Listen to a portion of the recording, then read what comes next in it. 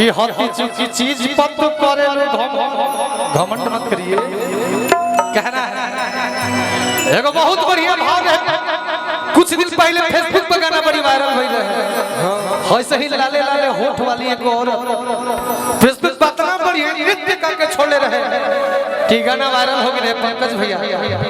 एकरा के देखनी तो उठाओ मत पड़ गई हमरा। अरे कि लाली लाली होठावा से, अरे कि लाली लाली होठावा से, अरे कि चुला लैया होती सच में कि हमारा गोरिया के बोलिया से रसा चुवेला हो की रसा। हाँ हाँ पी लेवे के बाद हमने के यही धुन के सहारे सोहर के भाव रखे के बाद पंकज भैया भाव समझ के भाई के संभाल लेवे के बाद कहना है एकदम मिजाज में करे के बाद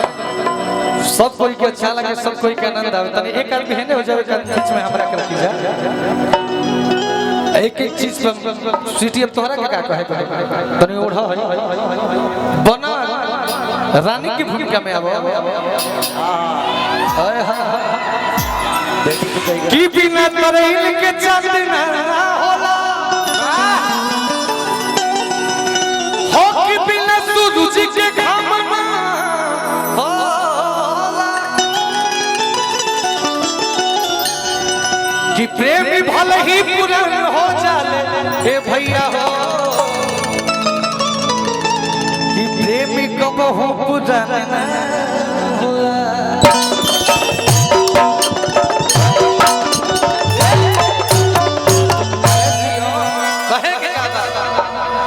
अरे कि राजा दशरथ जी के रसरी फंस गया गाता है घुस गई आओ आओ आवे जब कुछ गड़े वाला नहीं कहता है ना कुछ गड़ियो जी तो बुझाईता है कहीं ना पहले फंस गई। अरे कि राजा दशरथ जी के हो कि पीछे नैया हो बधैया। अरे कि राजा दशरथ जी के कि राजा दशरथ जी के पीछे नैया हो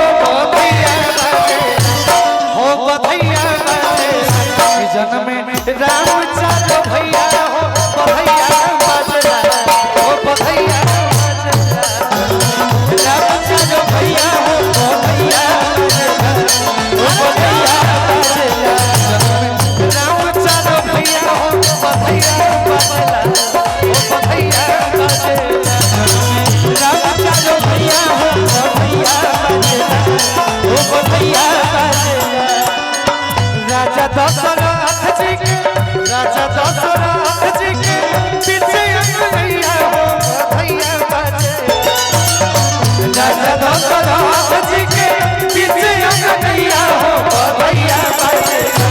हो बधैया बाजे कि जन्म में रामचंद्र भैया हो बधैया बाजे हो बधैया रामचंद्र भैया हो बधैया वो बधैया रामचंद्र भैया हो बधैया वो बधैया जुग जुग जिया सुला लाके भाग जागल जुग जुग जिया सुला लाके भाग जागल ला ला ला होई उठा के दी सजा होया जागल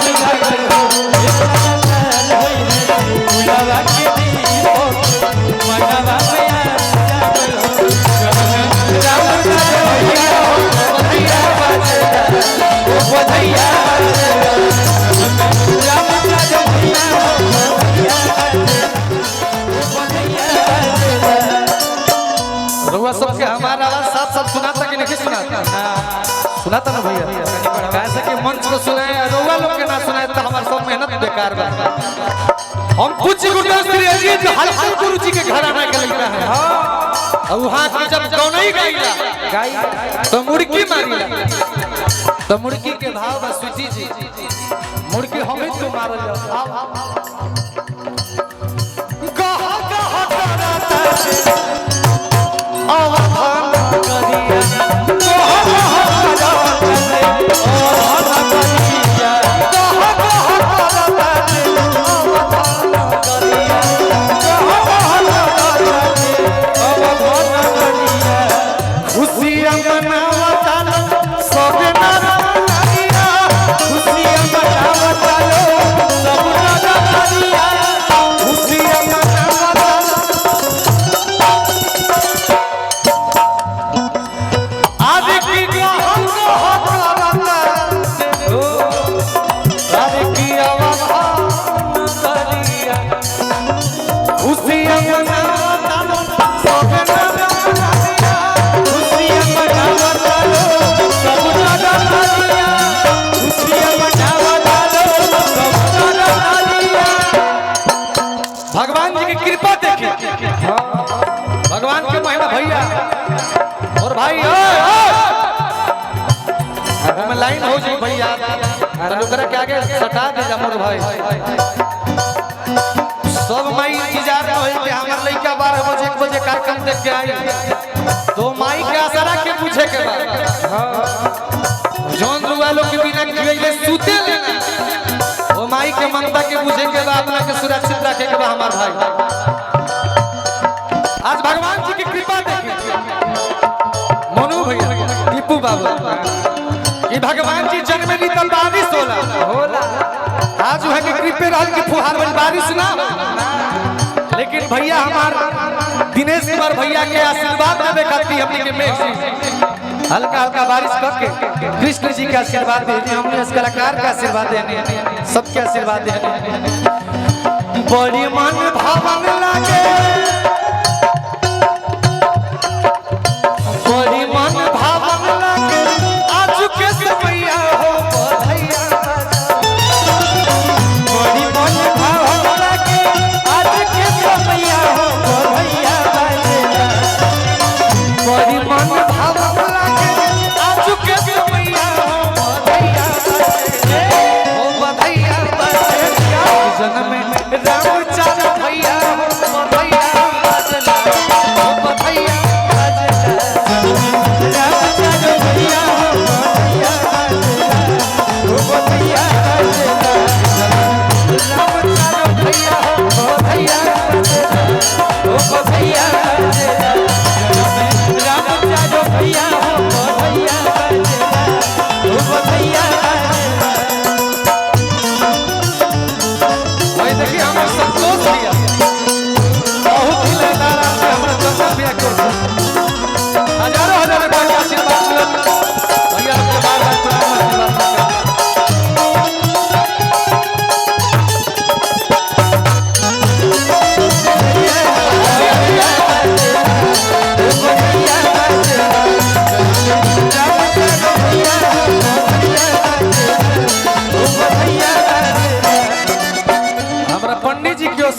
और बहुत ही बढ़िया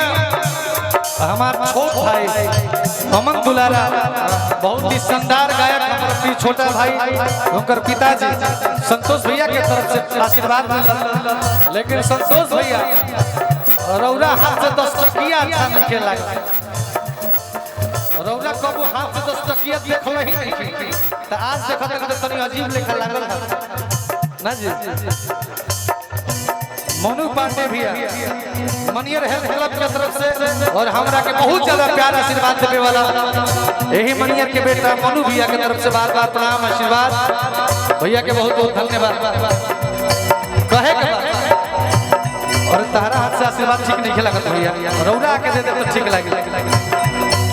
भाई है तो छोट भाई ना रौरा दे तो भाई हमार एक बार है बबुआ खाती जोरदार ताली बजा दीजिए हमार भैया आवे वाला समय के सुपरस्टार हमारा अमन दुलारा भैया भैया भैया जब तनी हाई इनकम हमरा बुझात तक इनकम लेखा सनी बेस के हो रहल बा